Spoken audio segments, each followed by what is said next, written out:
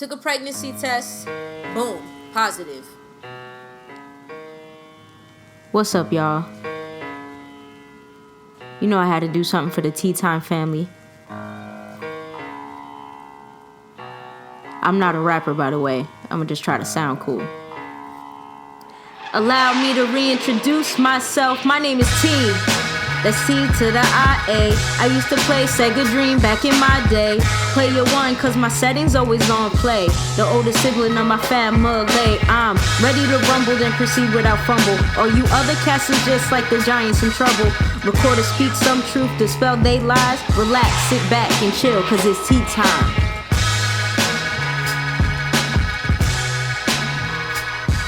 Peace.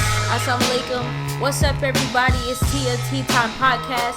You already know what it is. I am here for another episode of Tea Time the Podcast. This is for all the millennials out there who are excited to be entrepreneurs, who are excited to change the world, who like to bring positivity into people's lives, but you may be a little shy. This podcast is for you. Thank you for tuning in. Thanks for listening. Just so you know, again, I am Tia, and let's get into it. This episode, I want to just dive into it. Yeah, a few weeks ago, I made an announcement on my social media that includes at least 4,000 people that I'm connected to, and I have made the announcement that I am in fact pregnant. Yes, I am. I am pregnant. What's up? I'm happily, healthily, energetically pregnant. For the details, I am having a baby girl. I am currently 6 months pregnant. Been a while. I'm into it. I'm deep. I'm finally showing the way a pregnant woman should show. There's no way a pregnant woman should show, but I'm finally showing in a way that I'm not gaining weight. I'm pregnant. There's a bump. There is a bump. It's not like I'm seeing anybody anyway. I'm still quarantining. We're still under this COVID-19 pandemic, but I am in fact pregnant. I'm excited. I'm happy. I'm pregnant. But yeah, I didn't plan this. I didn't plan to be pregnant right now. I really did not. So I found out that I was pregnant in July, and it was really just like, oh, I'm pregnant. Now what? So let's get into the story. Just so you know, today I'm not drinking tea while podcasting. I'm actually drinking some water. Yeah, I'm drinking water while I'm podcasting, but I did have some raspberry leaf tea, which I've spoken about on the podcast this season before. Raspberry leaf tea is very good for people who are trying to conceive, people who are pregnant. It is very good for your balanced nutrition, vitamin C, all of that. But it's very good for pregnancy. My mom actually told me to drink it every day while I'm pregnant. She drank it every day while she was pregnant with me, every day. But it is a very good tea for those expecting and want to be mothers out there. It's very good for your just maternal health. So definitely check it out. It's good for your baby as well. So let's get into it, y'all. So this is July, and I'm realizing there's some changes going on in my body. I'm feeling like all up in my chest area that I'm going through puberty again. And it's weird. I've never, I had a pretty normal chest size, I guess. It's pretty regular. It didn't give me issues. I never had aches. I don't get aches during my menstrual cycle every month. I don't do that. But for some reason this month, number one, I was missing my menstrual cycle. It was late, which is didn't scare me. I've been late before. It changes every couple days or whatever. But there was something going on with my breast, and I knew, girl, you're pregnant. Take a pregnancy test. So the first thing I did was go to my boyfriend, and I said, hey, Matt, just so you know, I'm noticing some changes in my chest, and, I might be pregnant. Like, this might be real. My body doesn't do these little flips and changes like that. I know my body. he's somebody I wasn't afraid to let him know. We were getting very, we were pretty serious. We already know that we want to grow with each other in order to be a family. We already knew that we wanted to kind of move forward with each other. So, yeah, this is happening. Now I'm like, all right, I might be pregnant. Took a pregnancy test. Boom, positive. Took it with my closest friend. Shout out to you. You know who you are. Went to her house, took a pregnancy test. I've never done that before. Didn't know what to do. I mean, clearly you just pee on the stick. But it was just kind of nerve-wracking to actually be in that position to where it's going to come out pregnant. I knew it would come out positive. So that was kind of nerve-wracking. But shout out to my friend for being there and taking that step with me. Found out I was pregnant. It tested positive. And I'm like, okay, cool. You know, I'll tell Matt, tell my boyfriend now. I don't know what else to do. Like, what do I do after this? Where do I go? So made a gynecologist appointment. I don't see a regular gynecologist. I just go for the annual every year. I don't see a regular one, so I just found one that had good ratings on ZocDoc. Went to a gynecologist or whatever, or set up the appointment, and yeah, then I moved on. Then I thought,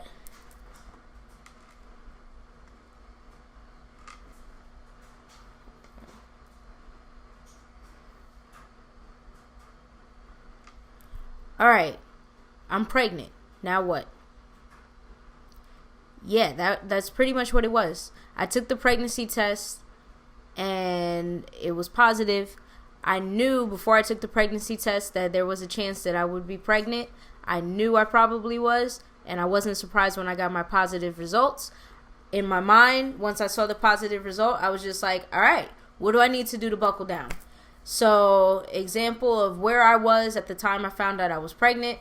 I was just in the process of taking severance from my job as a flight attendant in order to, move on with my life.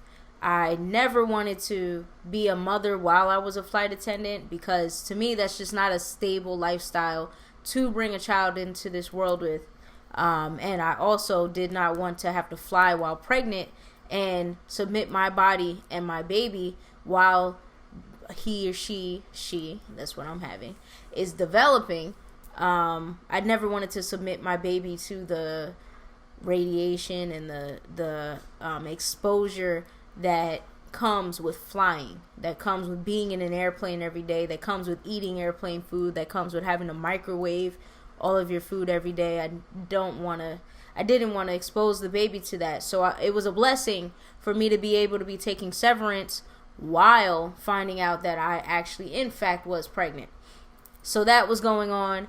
I was living at home. I had moved home at the end of 2019. I had moved home just so that I can pay off some debts that I had, pay off credit card debt, pay off school debt.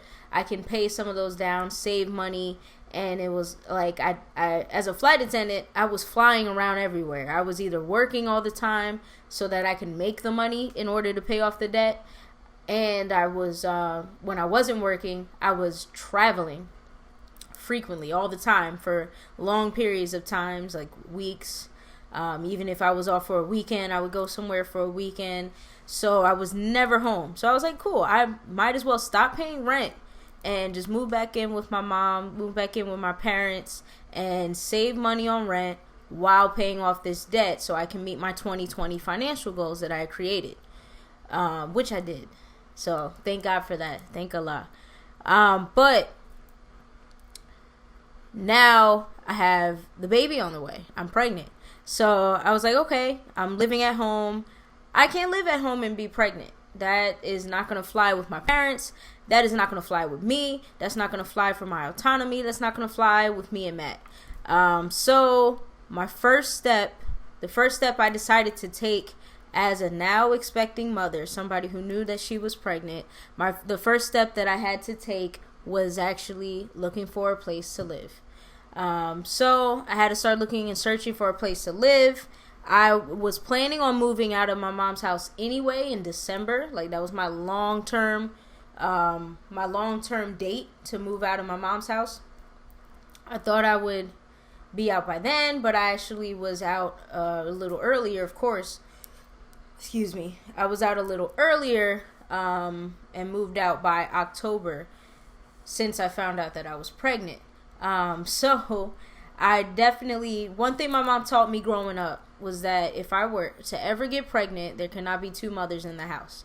Now, you know how parents say things, yeah, I brought you into this world and I'll take you out. You know how parents always say those things and you're not sure if they're serious and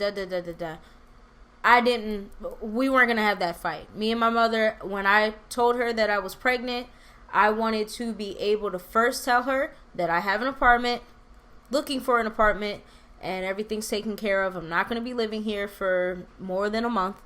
And I'm pregnant. So that was my first step. It was like, all right, I'm pregnant. Now where am I going to live? So I took care of that, settled on a place that I could live. Yeah, that was the biggest thing. So the next part for me, I was pretty financially fluid, right? I'm pretty financially fluid. I had been working really hard all year before I took leave from my job. And I was taking severance from my job, so I'm not working. But my next step was, what is my next step with work?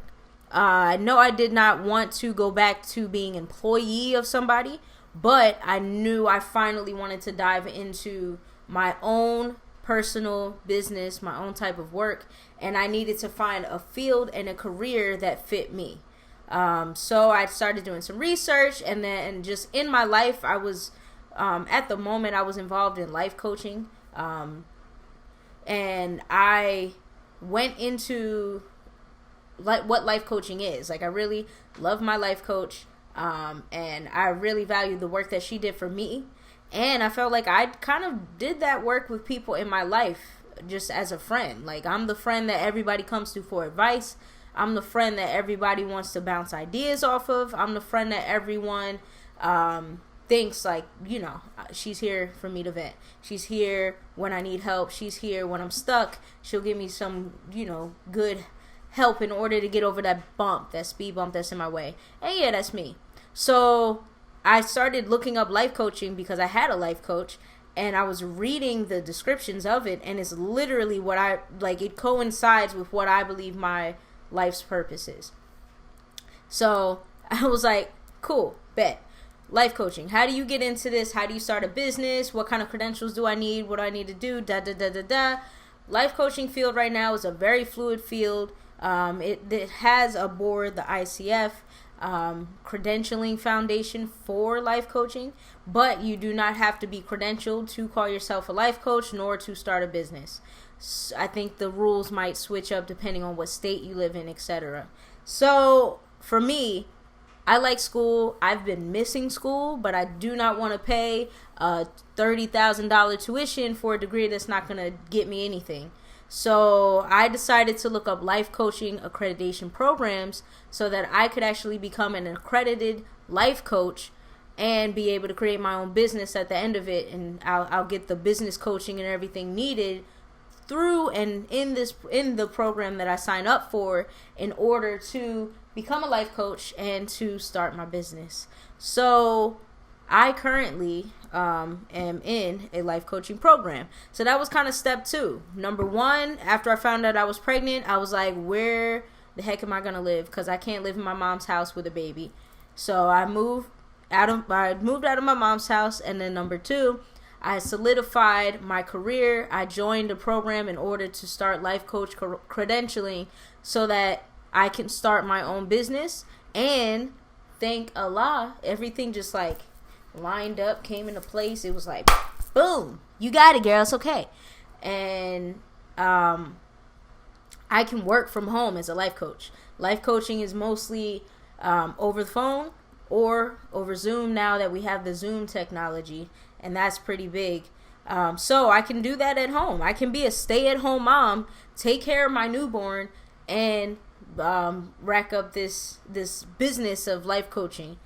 So I'm very excited for that. That's something else that I started.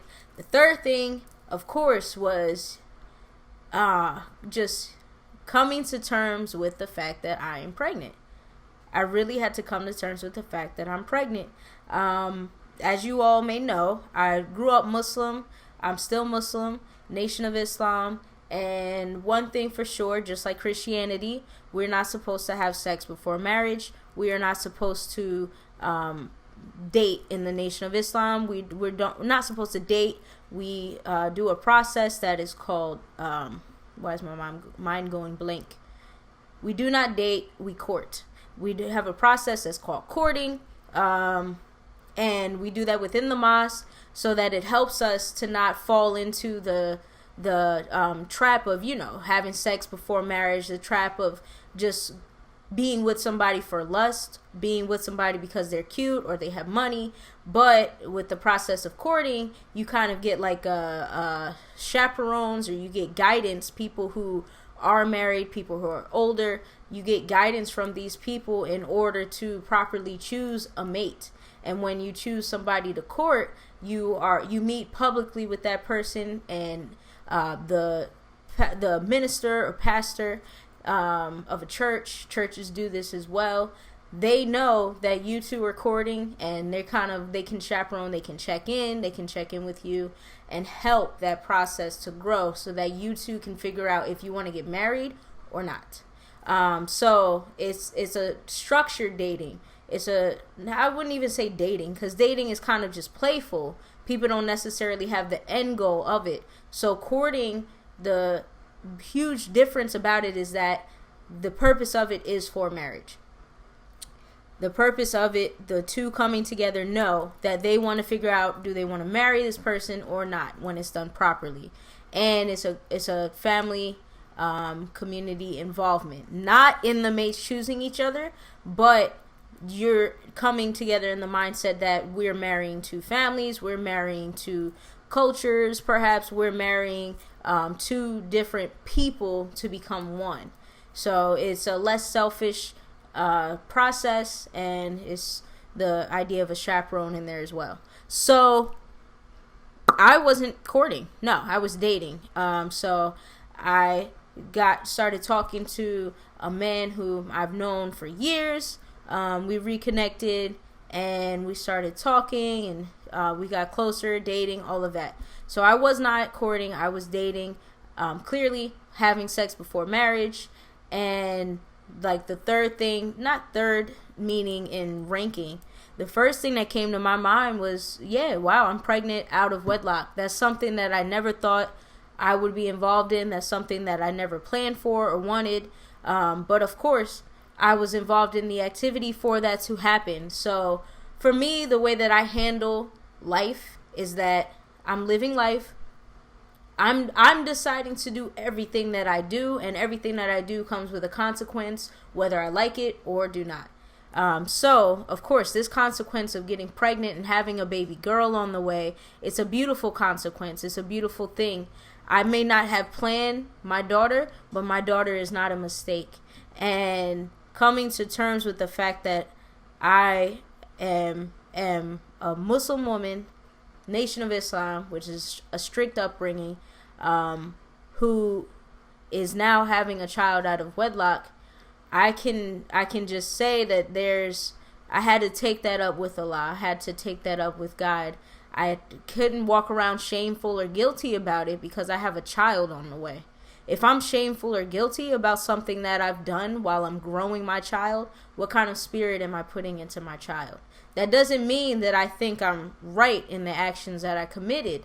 However, I had to quickly sit with myself, reflect, pray to Allah, ask for forgiveness, and come to terms with that.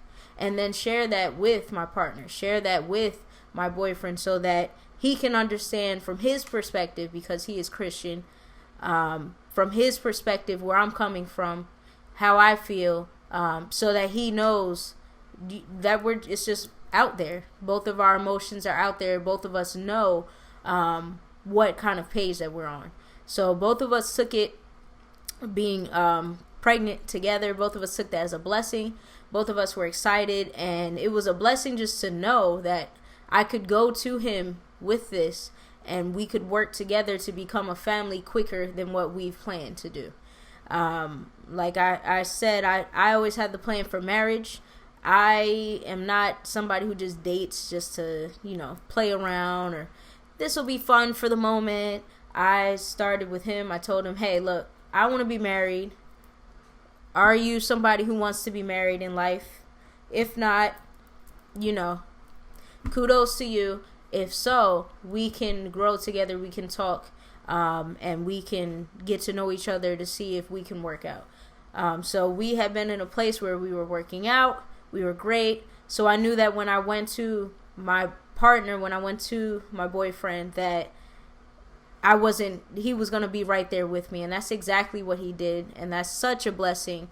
And I think it adds to the blessing of just having a child right now. Is no matter what, I didn't plan this. No matter what happened, everything fell into place. Like right now, I am jobless. I'm unemployed. I'm paying rent. I am in school. I am paying medical bills. All of this is happening, but I feel like I am exactly where I need to be. I feel like my daughter is exactly where she needs to be. I feel like me and Matthew are exactly where we need to be. So it's kind of funny, but it's a beautiful experience to be becoming a mother right now during the coronavirus pandemic. It's a beautiful thing to be just exactly how I am right now as well. I'm optimistic. And I was not optimistic before I learned about this. I was kind of just moving. I was kind of just going, trying to figure out what I want to do with life. Flight attendant was a fun job, but it wasn't fulfilling me. It wasn't giving me anything except the ability to travel. That was dope. But it wasn't giving me anything in terms of my purpose. It was not helping me to fulfill my purpose being a flight attendant. And it was the summer. The summer was just huge for me this year because I quit that job, found out that I was pregnant, moved back out of my mom's house. All of this stuff happened. Went back to school. All of this is happening just within a few months. So while for me becoming pregnant was not planned, for long term, because I've always planned on being a mother. But I thought it would be, at 24, I'm going to get married. And then at 25, I'm going to have babies. And I'm going to live happily forever after. That is not what happened. That is not what is going to happen in most people's lives. But what is happening now is exactly where I need to be. So there's a lot that is still going into this pregnancy. But I think at the forefront of everything when it comes to this pregnancy is faith. Throughout this entire thing, I've just had faith. That's the word. And faith is so important because every single thing that we go through in life, we have no idea how it's going to result. We don't. We think we do as human beings. We think that we have all the answers. We think that 1 + 1 = 2. We think that is how our life works. 1 + 1 = 2. And that's how it will always be. But that's not true. At the forefront of everything in my life, what I know I've had to have, especially growing up the way that I did, is faith. I have had to have faith, which is the belief and the, not reliance, but the belief and the kind of assurance. The belief, the assurance, and the confidence in the unseen. So I had to have, and I'm still having to have, confidence in what I don't know. I have to have, even as just growing a child in my womb, I have no control besides what I put into my body, what is on that womb. I have no control. Like Allah, God, is completely in control of what is going on in my womb. Besides what I put into my body. I can help to assure that my child is going to be healthy, but I know stories of lots of mothers who are super healthy and may not have a successful pregnancy, or may not have a child who is fully healthy. They may have health complications when they're born or during the pregnancy. So for me, in experiencing everything that I've experienced in 2020, I think a key word and I think a key concept throughout all of this year for everyone, but especially just speaking specifically for my life, is faith. I've had to have faith, confidence in the unseen, belief in the unseen. And it's just kind of letting go. You can't hold on to everything. If you're holding on tight to something that you can grab hold of, your hands aren't able to do anything else, right? If I'm holding just on to the things that I know will happen, if I'm holding on to the things that I know are safe, what am I really doing? I'm not living. And none of us know exactly what's gonna tomorrow's not promised.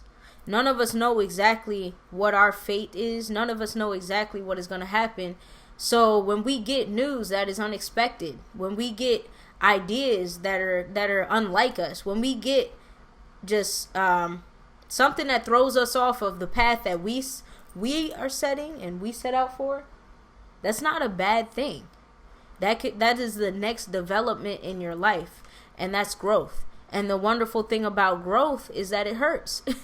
Growth does not feel good all the time. Growth, I don't think it ever does. Growth never feels good. Growth is painful. This growing fetus, this growing child in my body, it doesn't feel good. I'm heavy. I don't sleep the same. All of this stuff is happening. It doesn't feel good, but I'm creating life. And it's completely out of my control. Besides what I do for my body, what is growing within me is completely out of my control. I thought I was going to have a boy, but I'm having a baby girl. But I couldn't hold on to the concept of I want a boy, I want a boy, I want a boy. Because when I found out I had a baby girl, am I going to be upset now? No. How can I be upset? We can have hopes and we can have the things that we do want, but we also have to hold on and stay humble to the fact that we are not in control of anything. We're not. We're in control of what we do for us, for our bodies, but the results of what we do, we are not in control of that. I could feed myself the best foods in the world and still get sick. Am I going to be mad or just start eating fast food because of that? No, I'm going to continue. So that's truly what, like, the idea of, wow, I'm pregnant, now what? That's truly what it brought to me. Like, I really just had to move out. I had to walk with faith. I had to trailblaze a new path that I wasn't ready for. But another blessing in this is that I found when I just go deeper into sharing with people that I was pregnant, I didn't start this process on my own. Number one, I had my partner. Number two, I had my friend who took the pregnancy test with me. She was there from the jump. I had my sisters who looked out for me, I was able to tell. I had my mother who I thought was going to yell at me and, shame me for what I had done, who was just happy and she was just in love with the fact that she has another grandchild that will soon be on this earth. She asked me some, questions too. And of course, marriage is definitely in the picture. However, she first showed love.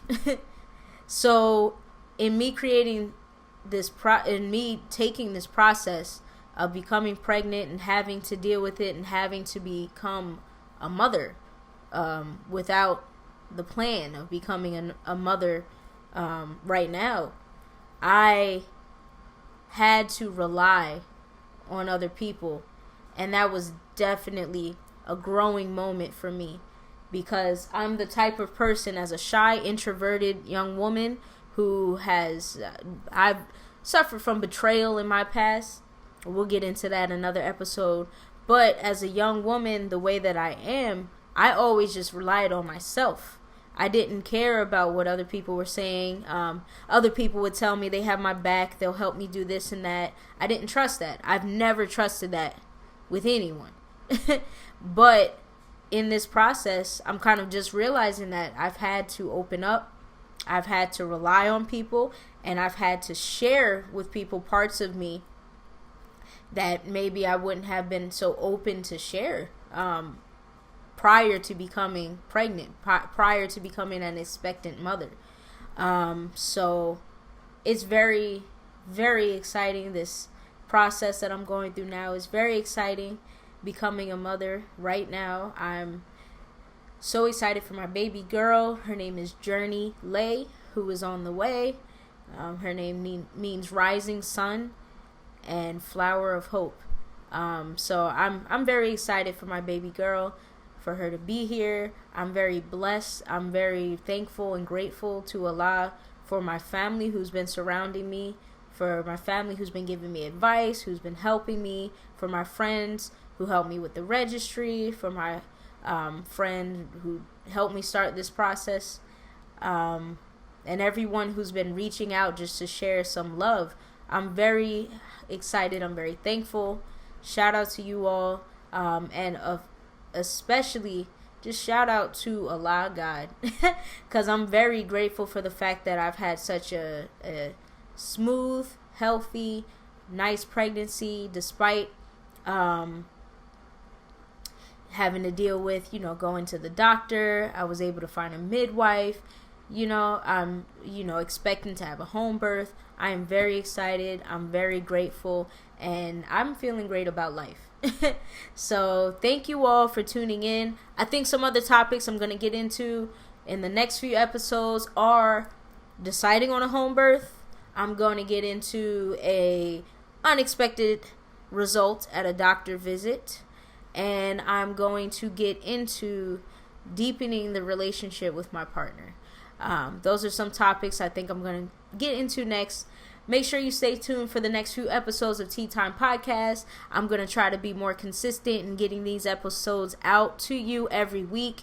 Thank you, everybody, for tuning in. Thank you for listening to my voice. Thank you for allowing me to be a voice in your ear. I pray that everyone may have a blessed day. Peace. Assalamu alaikum. Boom.